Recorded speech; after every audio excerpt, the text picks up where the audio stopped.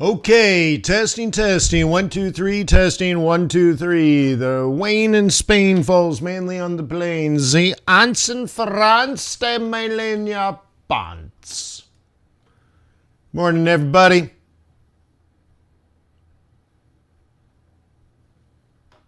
Okay, I have a question. What time frame are these indices? 1 hour, 1 hour, 1 hour, 1 hour, 1 hour, 1 hour, 1 hour, and 1 hour. Welcome. Thank you for being a subscriber of Forex.Today. And if you have not subscribed yet, I welcome you to the family. Just click the subscribe button and turn the alerts on, the little bell thing, so that you are invited every day to these live streams. Guten Morgen. We are going to conduct technical and fundamental analysis today. The overriding goal of helping you put together trade plans. Now, I'm dressed casual today, but I have cufflinks on. It's a good combo, isn't it? Technical and fundamental analysis with the overriding goal of putting together trade plans for today and tomorrow primarily. I'm also starting to think about next week, but today we got CPI, tomorrow we have retail sales. Also, earnings season has begun. So this is epically good time. So thank you for being here. Thank you for your positive energy, and thank you for the professionalism that you exude every single day. If you need a broker, why don't you try tradersway.com? Fast execution speed, narrow spreads, huge swaps, world-class customer service, and they've earned my loyalty and respect. Maybe they can earn yours. If you want to buy my book, it was the #1 best-selling Forex book on Amazon.com 2 weeks before it was even available for sale. So you can buy that. The link is in the description below. So is the link to tradersway.com. There's also a link to my chart templates. So if you like these chart templates and the ones I'm going to use, they're available. The link is in the description below. If you like my style of trading, the link to FX Bootcamp is in the description below. So there are lots of resources. And there's about 5,000 videos associated with my work. When you look at, let's see, on YouTube, okay, you can go to youtube.com/FXBootcamp. You can go to youtube.com/TradersWay. You can go to youtube.com/Forex.Today. You could go to youtube.com/FXStreet. And when you look at that, there's probably 6,000 hours. 6,000 hours of videos.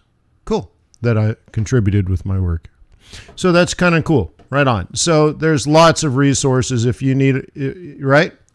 If you got a problem, I'll solve it. Check out my pips while my DJs revolve it. Oh, I got a weird kind of shiny spot here. Guess my brain is oozing out. So anyways, thank you for being here. Ask questions, get involved. I'll do my best to address them. But if you're a subscriber and I don't get to your question today, well, how about tomorrow? And how about the next day?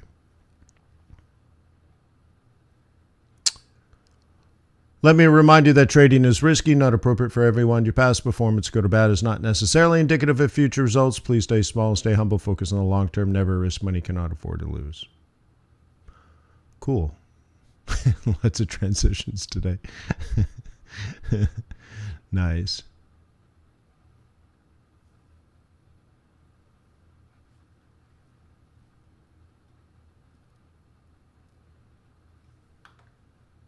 All right.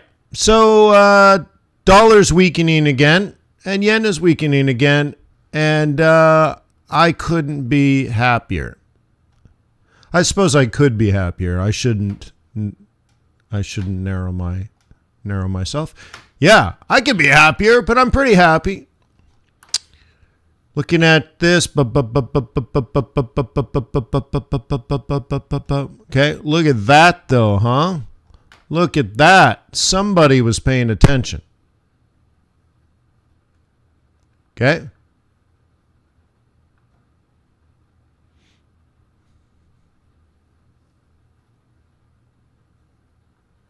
Okay. Somebody was paying attention to that. Ooh la la. So what we're going to try to do is catch the 21 and get some up. That puts us at 50. Your stop's going to be down here, so you'd need a complete collapse today to get knocked out, which is fine because that's what you want to get knocked out on, is a complete collapse.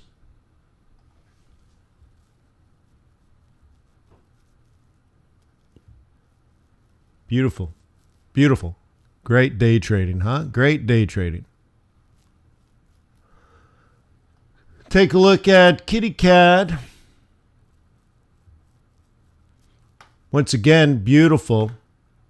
This is the one that busted through the monthly target a long time ago. Look at 2 days ago. Look at yesterday.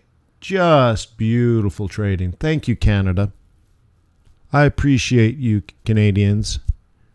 Thank you for that Thanksgiving gift. Lovely. Lovely.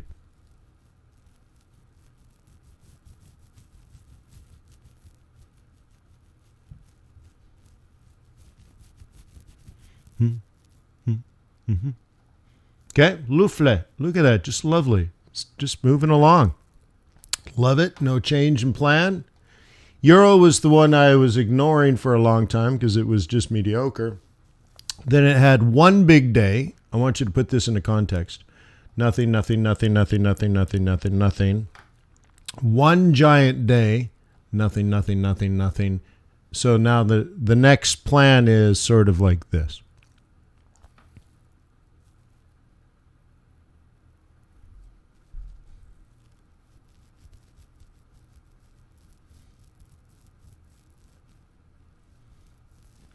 Highlander says a 40-hour work week is 2,080 hours. Yeah, I used to just say 2,000 hours a year. Yeah.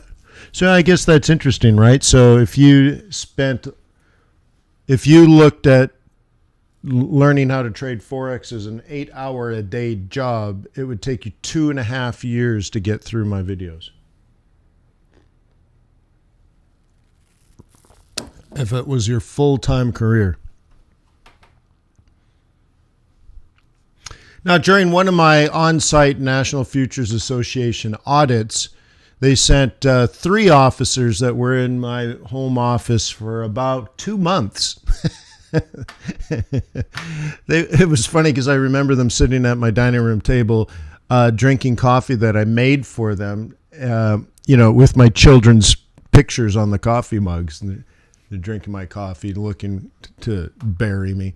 But anyways, so one of the officers sat there, I think a good week, and all she did was sit and watch YouTube videos, my YouTube videos. And they found one that Kurt Worley did 5 years prior. And he said the disclaimer, but he didn't show it. So he said the disclaimer, let me remind you that trading's risky, but he didn't show it like this. And they fined me several $1,000s, and they made me, as the manager of the company, punish them. It was a requirement. They're like, what are you going to do about it? Deficiency. So anyways, but I just remember her sitting there for hours and hours and hours every day trying to find a video where we made a mistake. Jim says, you've been at a long time, Wayne. Congratulations on Harvard. Yeah, I was done Harvard a couple of years ago now. It's great. It's actually kind of funny because I got all my degrees just stacked on the floor over there. I've also added MIT and Oxford to those aren't degrees, though. Those are certificates. But anyways, Johnny's like compliance. Yeah.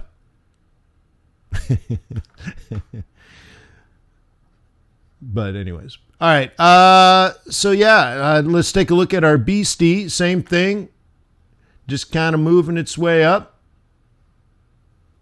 Okay. Now, the interesting thing about yesterday was 2 days ago, I bought it sort of no, I think further out. I bought it here. No, I guess it was earlier. I bought it here. And it was an example of how to aggressively enter a mediocre trade. And that was a day trading group setup. It came down, put me in. No, because I was in here. I was in here, came down. This is the conservative trade that ended up working, and then it moved up here. The stop has since been moved. Okay, but anyway, so I was in here a day and a half ago. The actual proper trade happened. Then we were here, and then again yesterday in Asia, we were right back at the same price. Oh, I remember now. And my stop was at break even. Or near break even. It was -3, -4, -5, something like that. And I moved it down to say, look, this is a valid trade. I don't want to get knocked out of a trade. Okay? Because remember, my stop was here, then it was here, or no, my entry was here, my stop was way down here. Then we got to here, so then I moved my stop. So then last night in Asia, we were basically back to this entry, and I was almost knocked out of break even, but then I told the group, I'm like, look, that's still a valid trade. That's still a valid trade. And I said, in fact, this was an example of a mediocre trade. This is actually an example of a good trade. So I moved the stop below the daily, and look what happened. It went up, up, up, up, up, down, down, up, up, up, up, up, down, down. Cool. So I'm still in at base 154.15 or something was my entry, and it went all the way up to 155. So another pissy little day trade, 50, 60, 70 pips. Cool. So hey, knuckles, not a bad trade. Okay. Can I look at euro dollar? Let's take a look before I answer that question. Okay. Dollar is weak. Euro is strong. Yeah. But not now. Let me finish what I was doing. Okay, so anyways, that's all right. That's all right. And Kiwi. Can't you see? Sometimes it would just hit. Okay, go nowhere. But this is the one that has acted this way for a while. Let me clean this up. Okay. It was off, then it was on again, and then it was quickly off again. So, this area here was up and down, up and down, up and down, while other things were just rallying. Then it finally catches up. And then what did it do after one big day? Sideways, sideways, sideways, sideways. So, I haven't been that interested in Kiwi lately. Although you can see eventually it's performed. And you can say, oh, well, Wayne, look, it performed perfectly. You could have just bought it here, catch a breakout and all that, and it hit its target. I say, yes, that is true. However, the 3 or 4 or 5 other pairs I've been trading have done that, but just better. So even though this has performed, it's always been the least interesting, but yet it worked.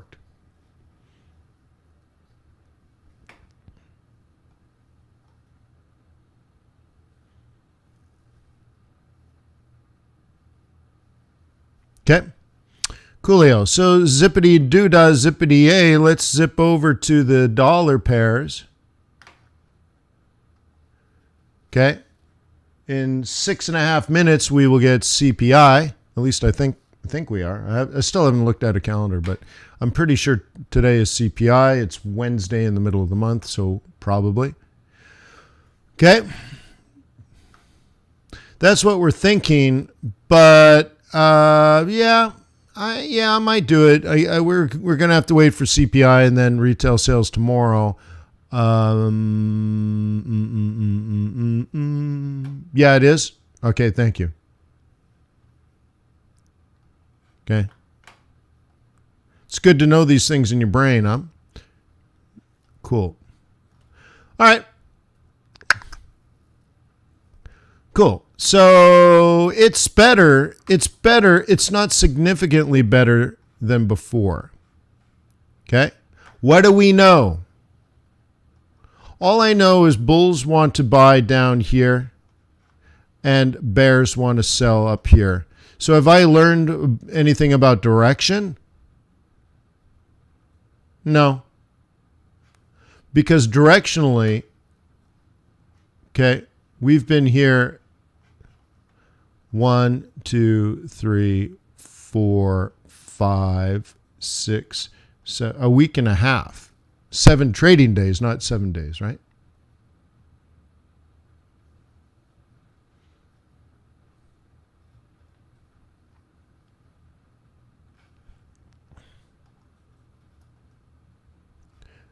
Cool, right? Let's do euro. If you got a problem, I'll solve it. Okay, here's my problem with euro. I want to sell dollar, which means I want to buy. This is clearly a lower low. And even though this has been a bullish day and it's moved this up, I mean, I could do this. But if you're going to use a different sort of analysis here, it's still downtrending. I mean, it's all right. It might be that reversal, but, you know, have we busted through sort of an inside trend line? Probably not, right? One tool that I have, insert custom, price action pivot points.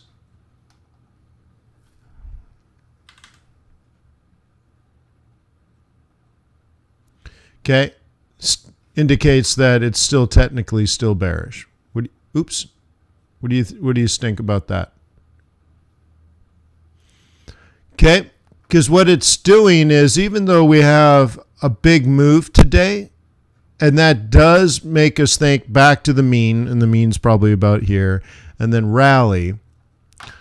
It's not an uptrend until it's done that and then made a higher high. You see that? So if you buy this tomorrow, you're betting that this is a bottom, that this is a higher low, and that it will make a higher high, and therefore change this to a series of, well, this isn't a higher high, right?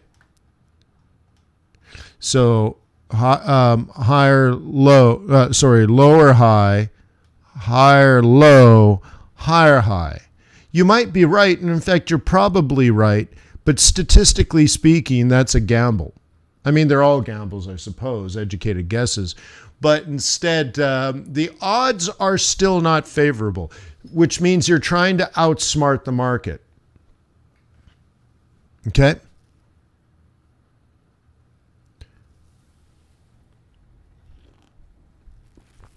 I think it's a very dangerous proposition to think that you're in the business of outsmarting the market. What do I mean by business? That day in and day out over long periods of time, you're going to outsmart the market because you're special.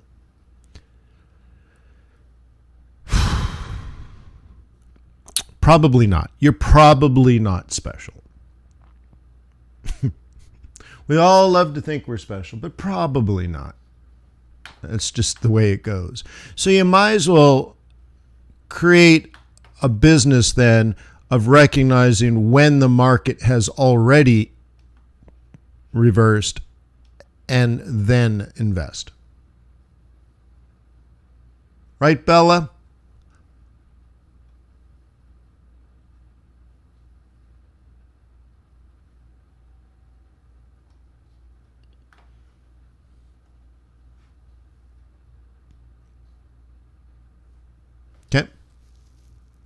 Cool. So anyways, euro dollar, it's falling. So if you're a bear, sell it. If you're a bull, wait for the dip. Okay. Now, compare and contrast. You want to be a bull on euro dollar, but you're like, maybe I'm early. Well, maybe this one's better. Okay. However, okay, let's put price action pivot points on this one and leave it on the standard 55. And you'll see that it's sideways to slightly bearish in the moment. Okay. Wednesday, Tuesday, Monday, Friday, and no real higher high.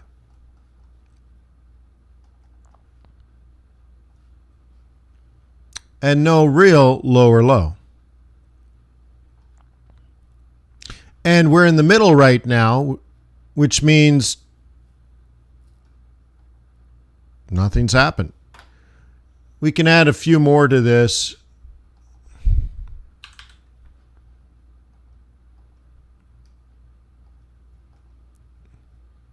It's got to do the calculations, not responding, thinking.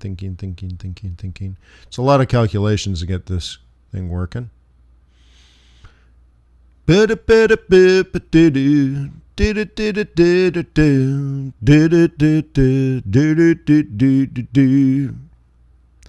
I just threw Foo Fighters in your face. Guess it's too far.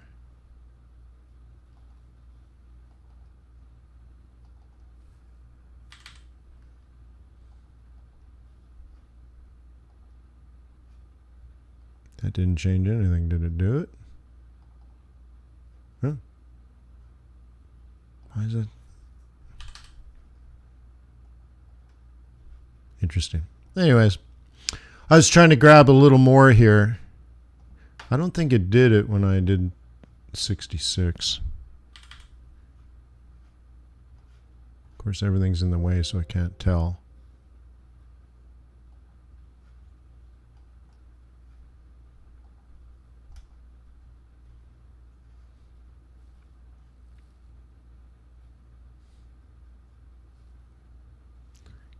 So what was the number? 4? 4 is the number, and the number is 4. Frank says, Wayne, there's talk of an upcoming Black Swan event. Do you know anything about this? Yes. Frank, that makes absolutely no sense whatsoever. You can't talk about a Black Swan event. Black Swan events are unpredictable. So if you're talking about it, you're predicting it, which means, therefore, it's not a Black Swan event.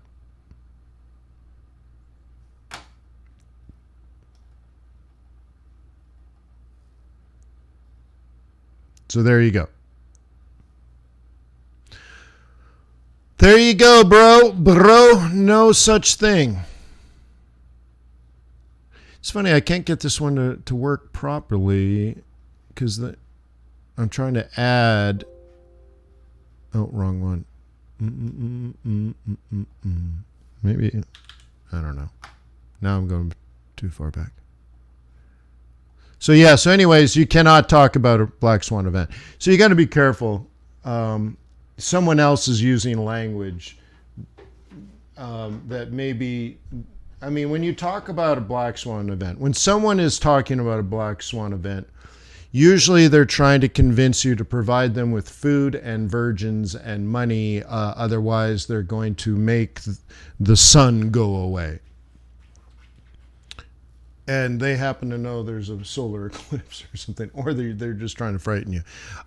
You can't talk about a Black Swan event. So if anything, what you're trying to do is drum up fears of a Black Swan event. Like, you know, the stock market's going to crash unless you sacrifice a virgin in the volcano. And you drag the virgins up the side of the hill and throw them into the volcano. And then you're like, see, the stock market didn't crash. Thank you for appeasing the god of the volcano. It's a silly exercise.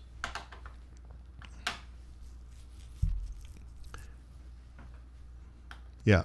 So have no fear, my friend.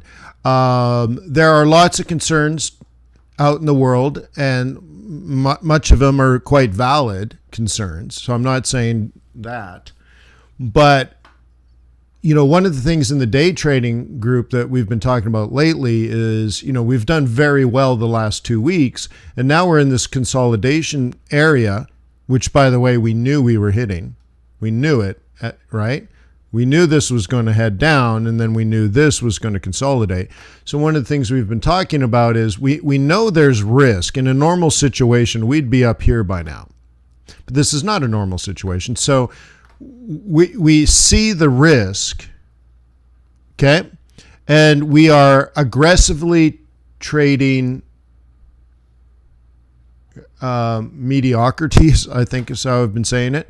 So here's the thing, Frank, going back to the Black Swan event. Let's just say Black Swan represents some sort of fear that this other idiot guru you listen to is talking about. The fear is this happens. And the fear is valid in this case because usually that's what should happen in a situation like this if you don't understand seasonality. But seasonality is sort of like often, most of the time, it doesn't head up, but it totally can head up. So it's a real risk, okay? So how do you deal with valid fear as a trader? Okay? Well, in this case, we are afraid of a big reversion. Seasonality says, well, very often we just continue down. We want this to go down, but the fear is it can't go down anymore because we've gone down more than enough.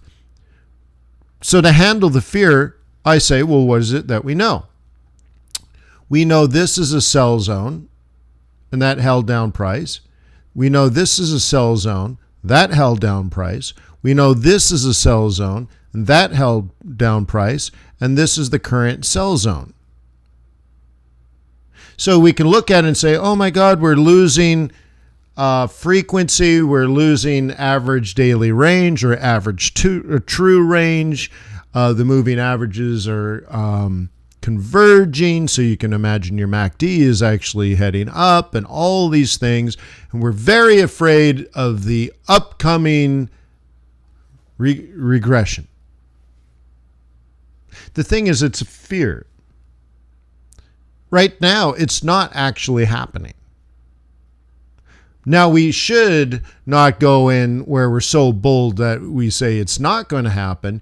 But the thing is the way that you handle the fear, because it's a good thing. It's like pain. The reason you feel pain is because you're on fire and you should probably do something about it. So right now you have fear and you're like, okay, we're running into support. We've run into range. We've run into a lot of things. You should be fearful, but it doesn't mean you should freeze up. And in this case, you still have the valid opportunity. Okay?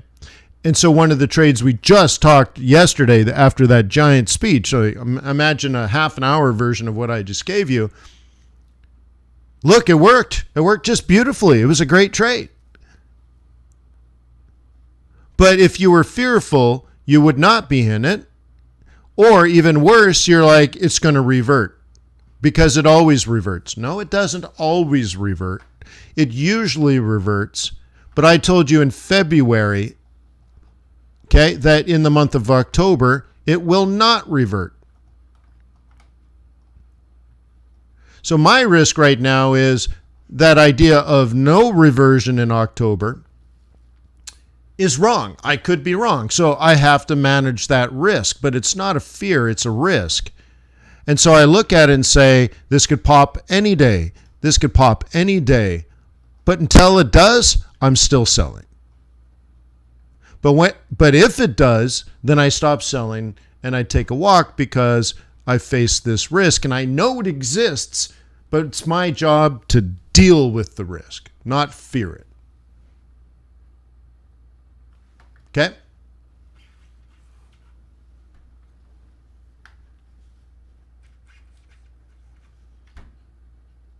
Okay?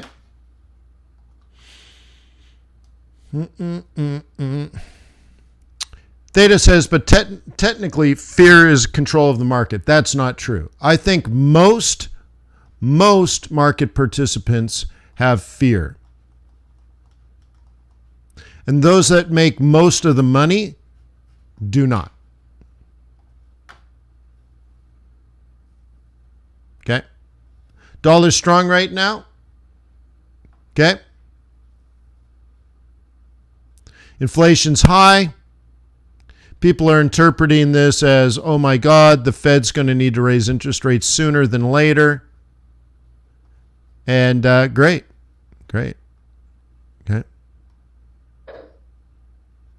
Okay.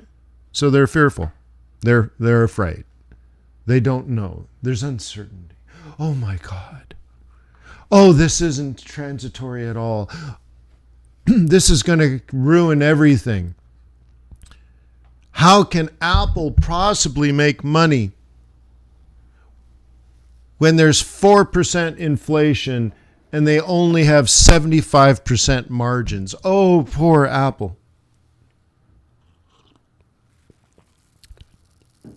You know what? If you remove the fear, and 6 months ago when we started to see inflation, you would look at the stock market and say, well, what the Fed is doing is good. The stock market's going to go up. In fact, look where we are in the business cycle. The stock market's going to go up for the next 5 years. So you're buying stock. But then you say, oh my God, but inflation is starting to kick in. Okay. So because of things like supply shortages and all that stuff, and commodity prices are going to go up and all this stuff, right? So what do? You buy bank stocks. Now, for those in my swing trading group, you may remember I was talking about buying bank stocks 6 months ago, right?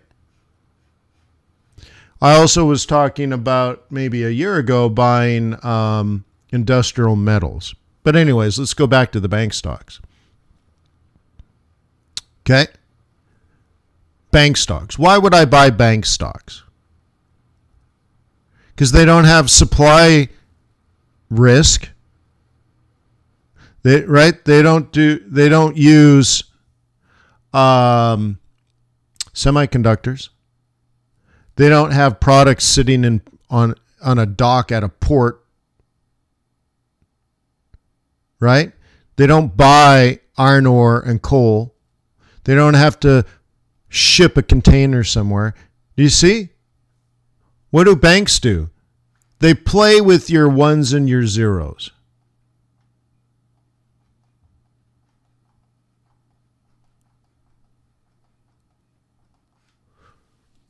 Electronic money. They have servers. Oh my God, ledgers.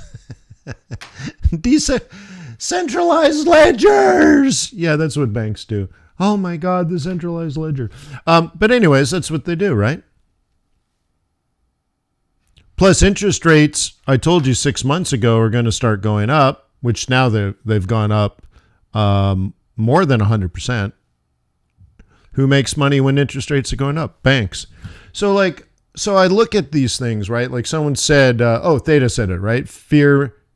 That the fear is something of the, technically fear is control of the market, right? No, it's not. If you always think 6 months ahead, there's no fear. If you watch TV and listen to the news and read the newspaper, there's fear all the time. Oh my God, what's the Fed going to do? What's the Fed going to do? And did you see CPI? Well, those are for people that are stuck in the moment and they're not thinking 6 to 12 months ahead. Now, a year ago and 6 months ago, I was asking you to think 6 and 12 months ahead. And we could talk about these things. Industrial metals, right? We were talking about a commodity boom on its way. We were talking about inflation coming back. And we were talking about rotation out of some stocks and into new stocks and stuff. I mean, There's no fear. I think most people have fear, but that's because they don't really know what they're doing. Okay.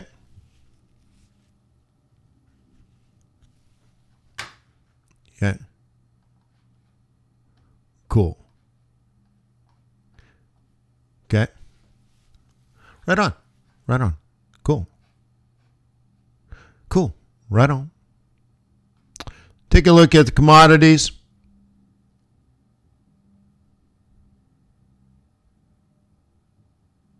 Greg says the banks don't, but their customers do. But whatever, right?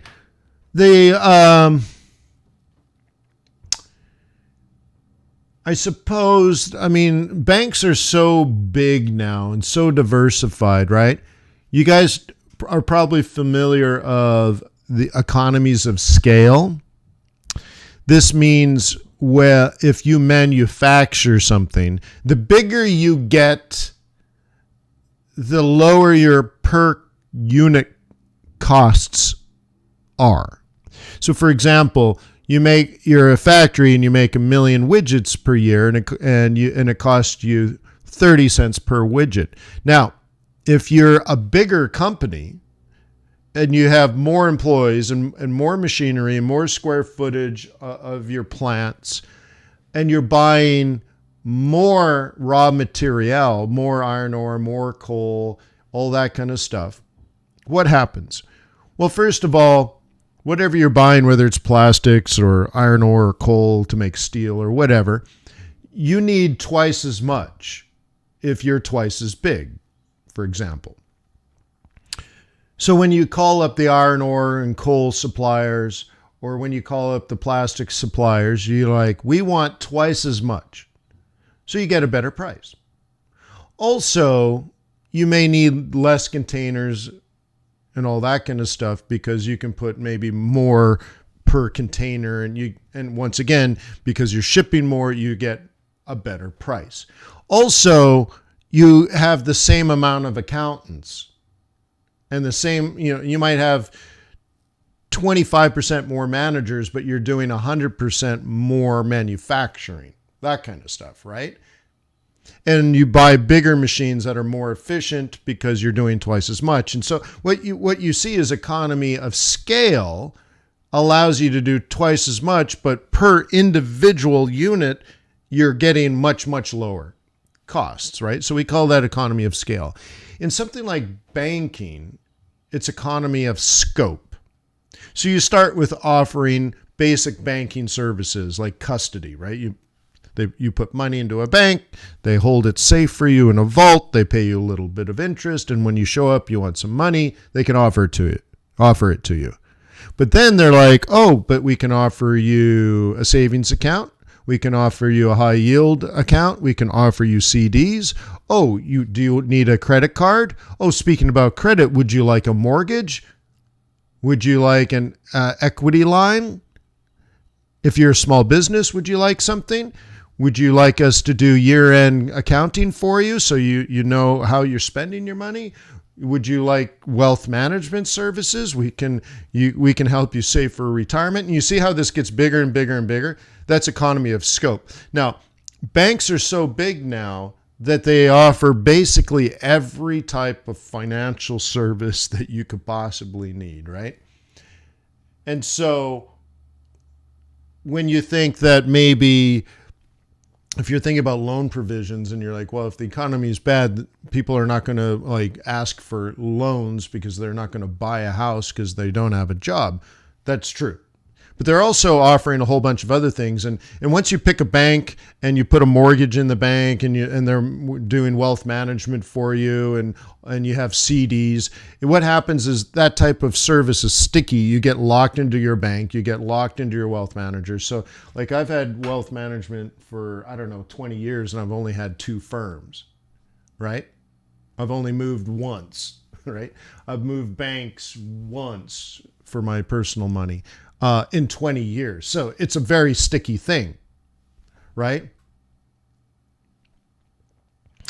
Compared to like buying a car, right? I've bought in 20 years, I've had a Chrysler, I've had a BMW, I've had an Acura, another BMW, a Porsche, and I'm missing one, right? But you can see you bounce all over, like, oh, I'll buy this. Oh, next time I'll buy that. But some services and some products, they're called sticky. And that isn't an economic term. It's sticky. Some inflation is sticky. Some prices are sticky. Some prices are not sticky. So anyways, so like a bank, for example, you tend to get all hooked up, sort of like you're either using Android or you're using Apple, but you rarely use both, right? So when you buy banking stock, for example, and you're worried about demand for loans being down this year, and so maybe you shouldn't own banks, that's not how I make investment decisions. I make it more of a business cycle decision. And so when banking was probably the worst you could possibly buy, the stock market was down, interest rates were at zero, inflation was deflationary, there was no way a bank could possibly make money. But it doesn't mean you leave your bank. You understand?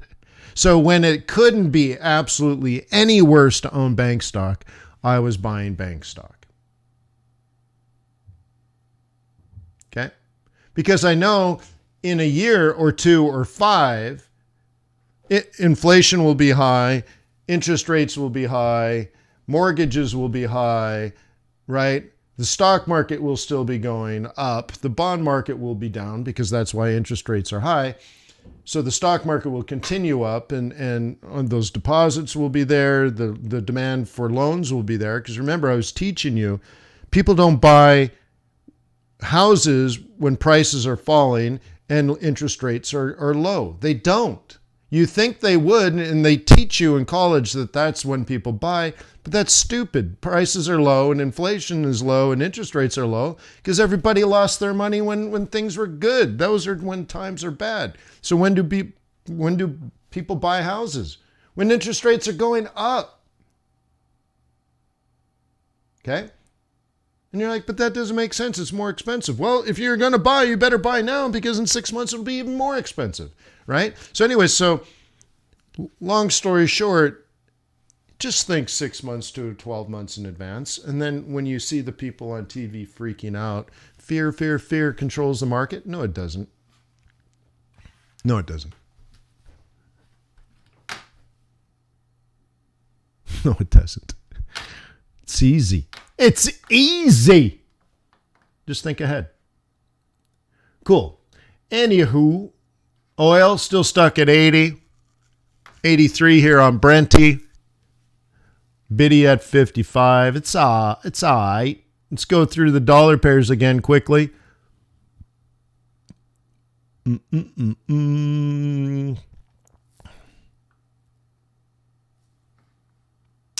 Cool.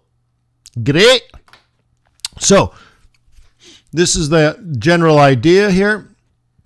The thing is, what I've been advising the day traders is that dollar is more complicated than yen because the Fed taper, a lot of people still don't quite understand it. And then there's a huge debate around interest rate hikes. Interest rate hikes. Okay. Is it next year? Is it the year after? Is it the year after? And how many? And when's the Fed going to do it? And blah, blah, blah, blah, blah. So they're all master debaters. Everyone's trying to figure it out.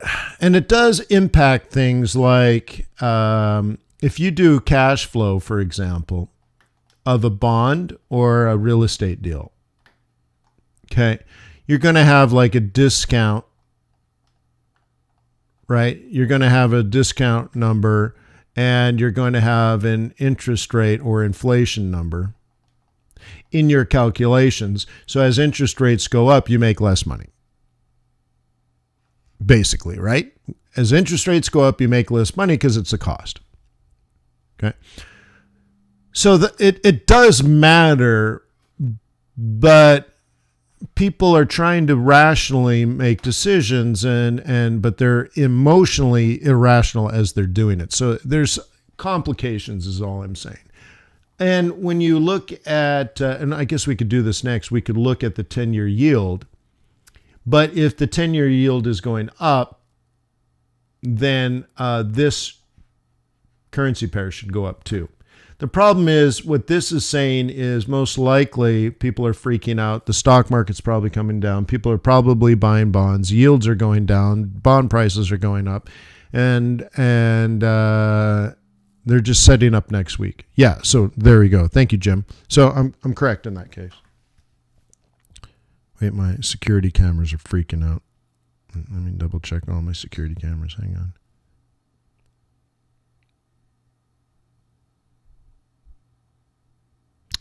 Send out the dogs. Go get them. Kill them.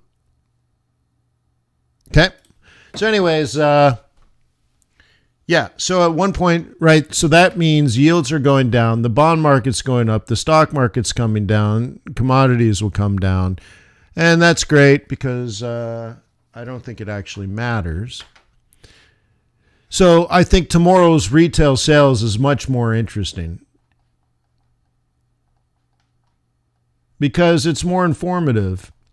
The higher prices, are they impacting consumption? C plus I plus G, right? Y is equal to. Y is equal to C plus I plus G, and C is equal to 70%. I is probably, 20, and G is probably 10. Okay, so retail sales tomorrow is much more interesting than inflation. It's like, here's what I say. Okay, this is my opinion now. This is not something I was taught, but this is what I believe. Okay, it's growth minus inflation. Okay. And if you do that calculation and you get a positive integer, a positive number, then I don't care about inflation. I really don't. Prices went up 4%, but I make 10% more money. I'm still getting a deal compared to last year. So everyone's freaking out about inflation. I'm more interested in growth.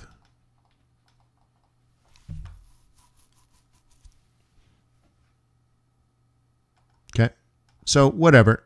So it's hard to have growth if consumption is falling, right? So anyways, we'll track that. Aussie dollar. Yeah, just go back to your setups. Right? So for example, what do we know here? Okay, we know that this was our projected top for the week. Oh, look, it's the top of the week. Of course it is. Okay. The fact that we didn't get higher just tells us that we need to back out, walk away, regroup to trade another day. Okay. So just for fun, I'm going to move these back down. Wait, I probably just have to do it that way. Yeah, you see I had them backwards. Cool. So whatever. So it doesn't mean any of this is over. So what would we do if we were technical analysts? Okay. We would watch this. Okay. And see what happens. Okay. What do we know? What do we know? What do we know? What do we know? Well, there's a couple of things going on here about what we know and what we don't know. This setup predicts this price. So I told you 2 weeks ago, we're going to 75. and beyond. And beyond. So I got you from 71 to 74. And yeah, this could be it. It could be all over because this is a bearish price. So this high predicts this low. So if you're selling at 74 because you're a bear, then your target is, we'll call it 70. It's actually 70 and a half, but let's call it 70. So one of these groups is right. We're going from 71 to 75 to make 400 pips, or we're going from 74 to 70 for 400 pips. Which team is right? I don't know. But you might as well pick a team.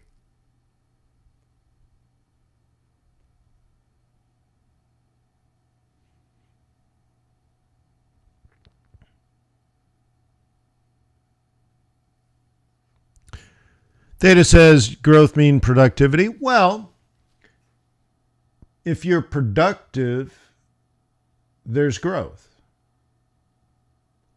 But right? So I don't mean like just produce the same. Like, for example, do you invest into a corporate stock where the company makes the same amount of money every year? It never grows. It never gets new customers, new sources of revenue, new products, new services. No, a company like that dies. Right, IBM? Now what does IBM do? Cloud. It's the only thing it's got. Dude, IBM used to be a massive company. But anyways. Yeah, man, my security cameras are freaking out. Kill them. Kill them all. Kill them all!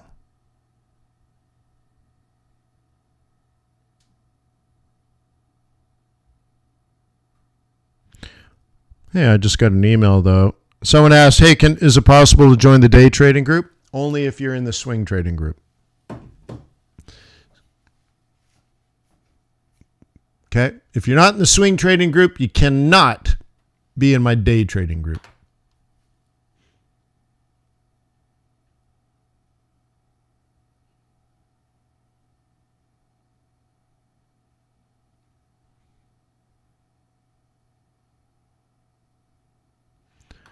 Hey, yesterday you talked about how we can see how USD or any other pair is strong using charts like you do the yeah.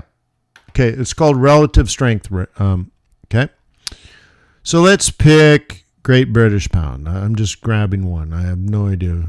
Okay, all right, cool.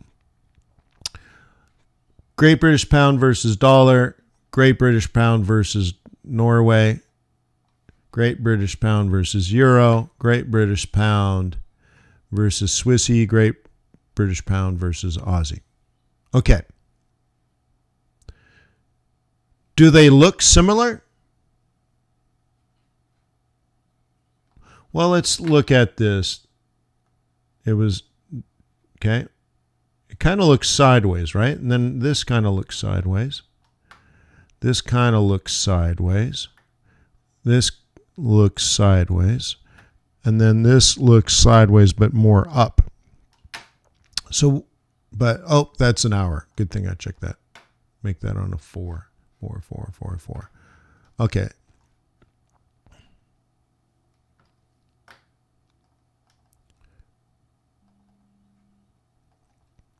I'm trying to get the time set better. Okay. All right. So now they're all equidistant, so to speak. So generally sideways, generally sideways, generally sideways, generally sideways, generally down. Okay? So what have we learned? Pound and dollar are about the same value. Pound and Norway is about the same value. Euro and pound are about the same value. Pound and Swissy are about the same value. And Aussie is stronger than pound. So Great British Pound is generally neutral, and right, so is flat. But the other thing we learned from this is Aussie is strong. So what does that mean? Pound Aussie, Noki Aussie, Euro Aussie, Aussie Swissy are all probably decent trades.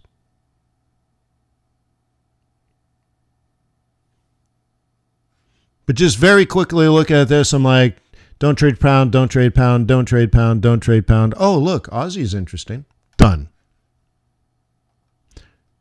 Okay? And that's called a relative strength exercise.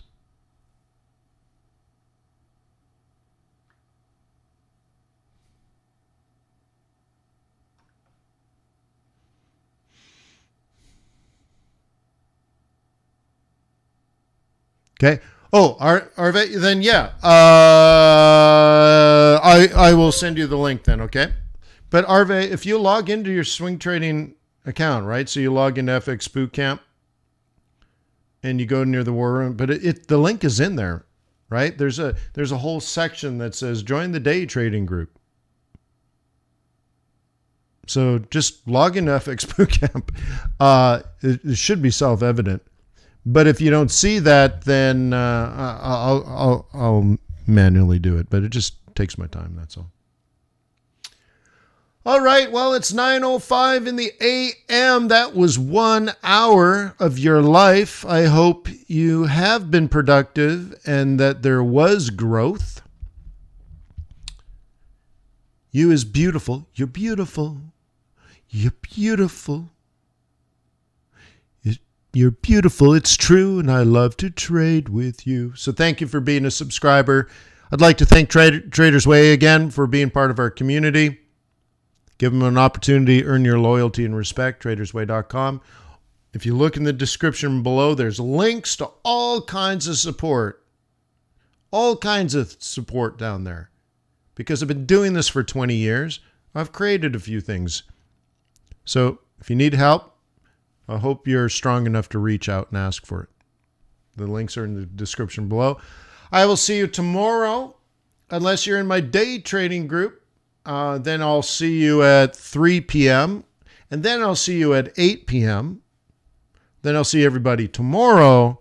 And tomorrow's the swing trading group. So on Thursday at 3 p.m., I'll see the day trading group and the swing trading group in the war room. Wow, it's going to be great.